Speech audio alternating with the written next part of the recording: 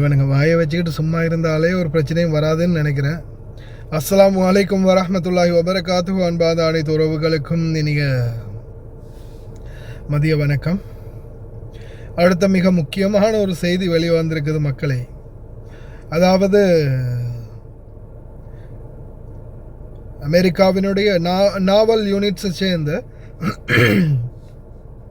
Helicopter ஒன்று emergency landing Arabian கடலில் emergency landing ஒன்று பண்ணியிருக்கிறாங்க. 3 கர்வ் மெம்பரை சர்ச் பண்ணி கண்டுபிடிச்சிட்டாங்க காயங்களோட. இன்னும் ஒருத்தர் உயிரோடையோ அல்லது சடலமாகவோ இன்னும் மீட்கப்படலை. தேடும் பணிகள் நடந்துக்கிட்டு இருக்குது அப்படின்னு தெரிவிச்சிருக்கிறாங்க. இது தாக்குதல் நடத்தப்பட்டது இப்போதைக்கு வரைக்கும் எந்த ஒரு அறிகுறியும் இல்லை. விபத்தாக இருக்கலாம் அப்படின்னு தான் நாங்கள் யூகிக்கிறோம் அப்படின்னு அமெரிக்கா தரப்பு சொல்லுது. தப்பி தவறி கூட போன வாட்டி அதே மாதிரி தான் நடந்தது. ஹெலிகாப்டர் ஒன்று விபத்துக்குள்ளாகிச்சு. அமெரிக்கா என்ன சொல்லிச்சு, எங்கள் சாப்பர் ஒன்று விழுந்துருச்சுப்பா, ஆளுங்களை தேடிக்கிட்டு இருக்கிறோம், அடித்த மாதிரி தெரியலை, விழுந்த மாதிரி தான் தெரியுது அப்படின்னு அவங்க சொல்லும்போது, இந்த பக்கம் ஐஆர்ஜிசி என்ன சொல்லிச்சு, நாங்கள் இன்றைக்கி ஒரு ஹெலிகாப்டர் அடித்து வீழ்த்திட்டோம், அமெரிக்கா ஹெலிகாப்டர் அடித்து வீழ்த்திட்டோம் அப்படின்னு இவங்க தரப்பில் தெரிவித்தாங்க. இது உண்மையாகவே தெரிவித்தாங்களா இல்லை ஏதோ பந்தாக்காக அவங்க சொன்னாங்களான்னு தெரியலை. ஆனால் சொன்னதுக்கப்புறம் என்ன ஆயிடுச்சு, மறுபடியும் ஃபைட்டர் ஜெட் ஒரு 3 பறந்து போயிடுச்சு. அந்நிரவு அங்கே அடித்தானுங்க. அதுக்கப்புறமா குவைத் நாட்டில் அடி விழுந்துச்சு. அந்த அடி விழுந்தது தான் எங்கே விழுந்துச்சு, சரியாக ஏர்போர்ட்டில் கொண்டு போய் அடித்தானுங்க ட்ரோனால், ஈரான். அந்த ஏர்போர்ட் அட்டாக் நடந்தது இந்த ஹெலிகாப்டர் சம்பவத்துக்கு பிறகு தான். அதனால் பார்ப்போம் என்ன தான் நடக்க போகுதுன்னு. ஆனால் இப்போதைக்கு 3 பேரை கண்டுட்டாங்க, இன்னும் ஒருத்தரை கண்டுபிடிக்கலை, தேடிக்கிட்டு இருக்கிறதா தெரிவிச்சிருக்கிறாங்க. அடுத்த முக்கியமான தகவல், எத்தனை பில்லியன் பார்த்து கொஞ்சம் இருங்க, 400 மில்லியன் வர்த் டிஃபென்ஸ் சிஸ்டம் குவைத். இது 4வது தடவையா, முதலாவது 2வது 3வது, இது 4வது தடவையாக மறுபடியும் $400 million NASAMS system developed by Kongsberg Gruppen in collaboration with Raytheon Kuwait US Foreign Military Sales Program.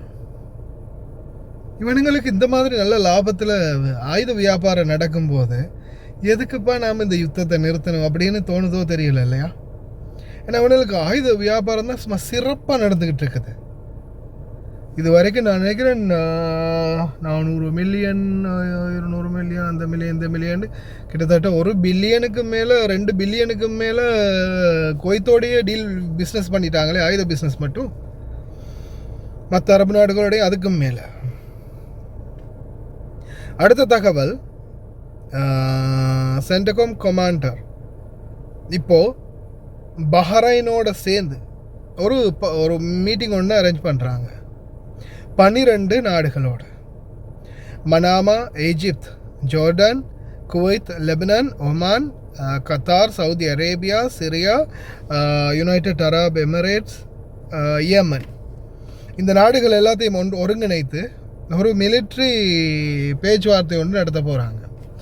இந்த பேச்சுவார்த்தையில் இதில் மெயினாக இவங்க என்ன துணைப்பொருளுக்கு வராங்கன்னா, த military leaders they are commitment ensuring freedom of the navigation through the Strait of Hormuz.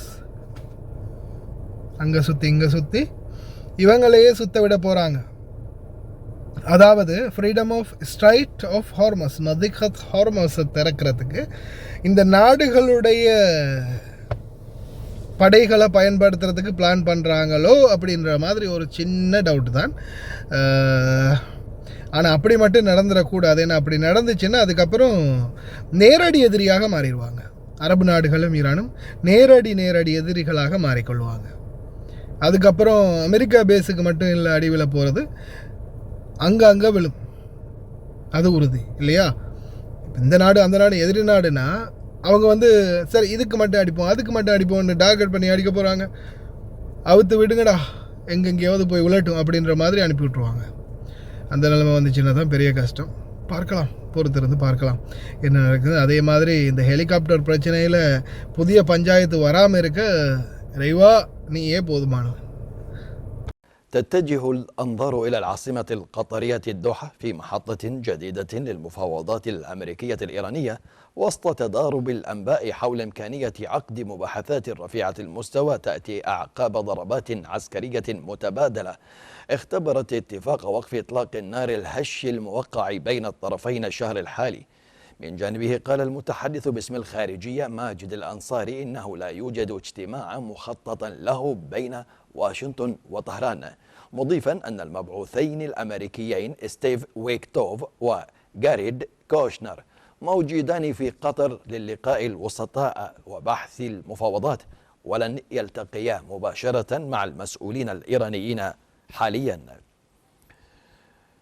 You said that Iran violated the ceasefire. Yeah, they did. Will they face any consequences? Well, you'll find out. Do you consider the ceasefire to still be in place? I don't like the fact that they took a shot yesterday, actually 4, we knocked down 3, at a ship. Not an allied ship, but a ship, a very expensive ship. And it was fine, but it took a little beating.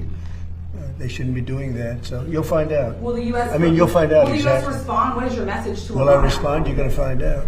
Sir, why do you think they did that if the talks, you've said repeatedly they're going well, what do you think the motivation is for attacking the ship? They're a little bit different. That's why I think of it, 47 years, no president did what we're doing. So you just asked a question, you'll find out.